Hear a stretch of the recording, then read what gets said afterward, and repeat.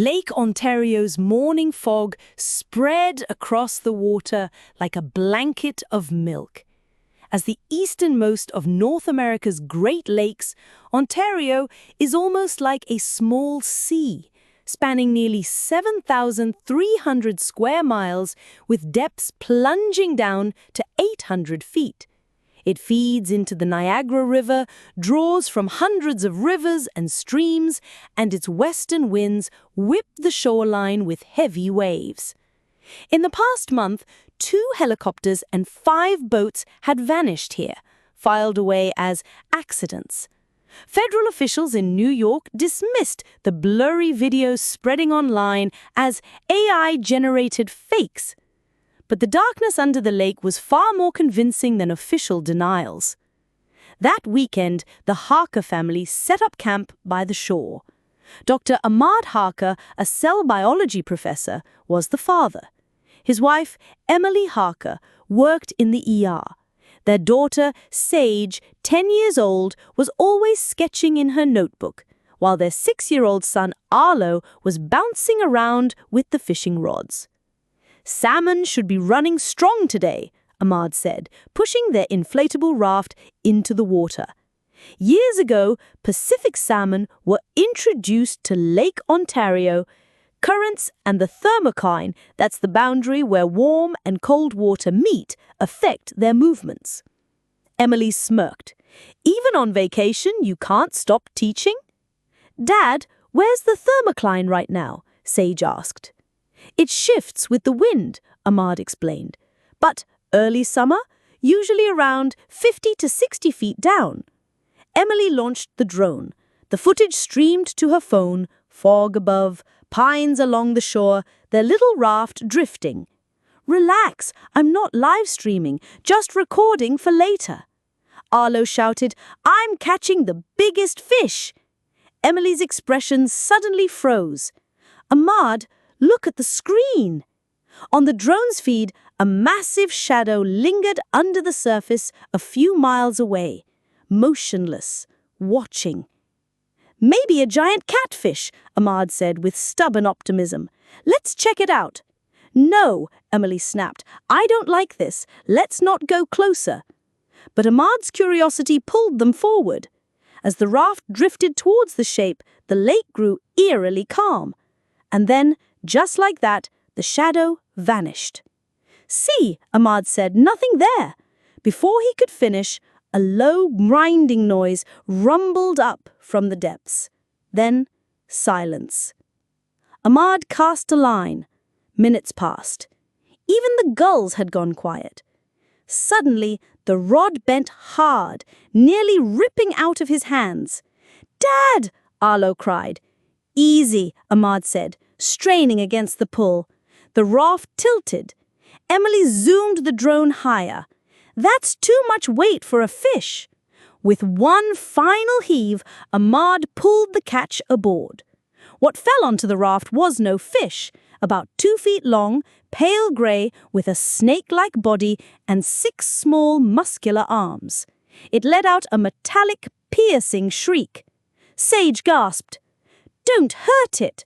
Ahmad's scientific instinct kicked in. "Look at the gills, running parallel to the lateral line. Eyes with a tapetum, reflecting light like nocturnal hunters." The creature thrashed, clinging to the raft with hook-like claws. Emily hit record. "Ahmad, this is something unknown. A new species, maybe." Arlo whispered, "Does it have a name?" "Not yet," Ahmad said, pulling out his phone. He snapped a photo, then almost without thinking, posted it. "Strange catch on Lake Ontario." Notifications exploded. "That's the Ontario monster's baby! Throw it back now before it finds you! Call 911 before it finds you!" Ahmad's face paled. "That fast? How?" Emily read out a headline. "Accidents reported in this exact area." Sage stared at the creature's glassy eyes. "It's scared." Ahmad hesitated, then slowly lowered it back into the water. The instant it splashed, the little thing let out a sharp call.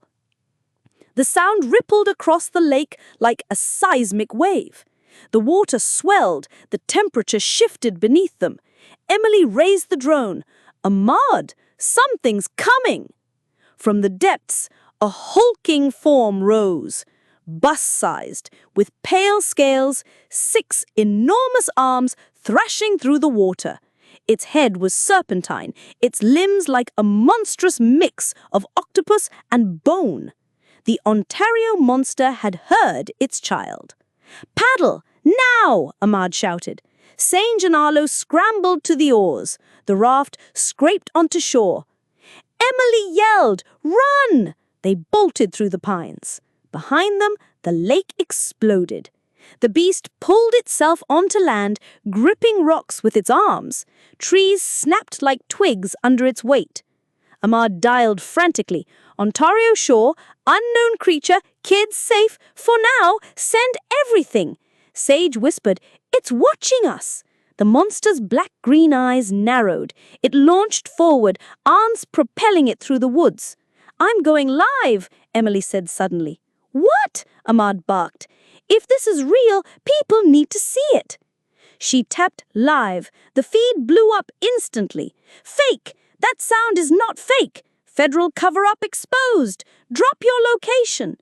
Soon the thumping of helicopters filled the air, spotlights swept the treetops, news stations scrambled to grab the footage. The monster barreled into their campsite. Ahmad shoved the kids into the SUV. Emily jumped in front. Engine roaring, they tore down the dirt track.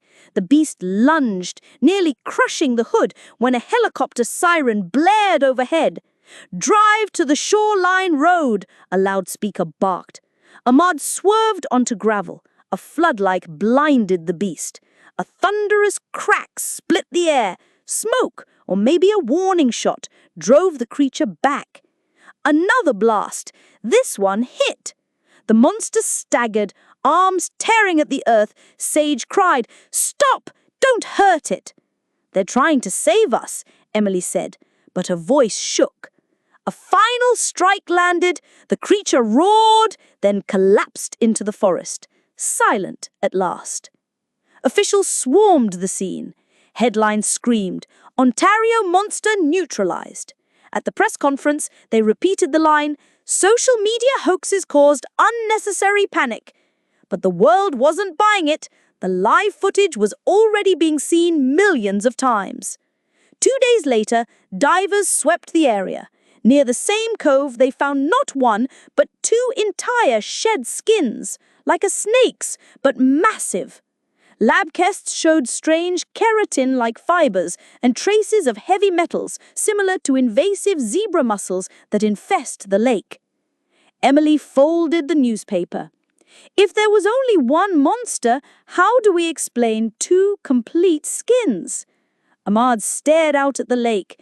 It could be seasonal molting, but more likely, there's more than one. Sage whispered, "Maybe the baby's not alone." Arlo asked, "Will they find it?" No answer came. The lake outside their cabin lay still. Fog crept across the surface once again. Later that night, Emily replayed her drone footage. Just after they released the baby, a faint, low-frequency sound echoed from the deep. Not the baby's call, an answer. Ahmad's voice dropped. "That's it! The second skin, the second call." Sage's eyes widened. 2 monsters! "Maybe more," Ahmad muttered. Arlo pressed his face to the window. "Mum, is the water shaking?" Along the shore, buoys bobbed in perfect rhythm, down, then up, like the pulse of something massive moving in the depths. Emily lifted her phone. This time, no live stream, just recording. "Proof," she whispered. Ahmad pulled the kids close. "Whatever it is, the lake is speaking." And Lake Ontario fell quiet once again. But silence here was the loudest sound of all. Behind the fog curtain, shadows shifted, and deep below, voices in the water answered each other.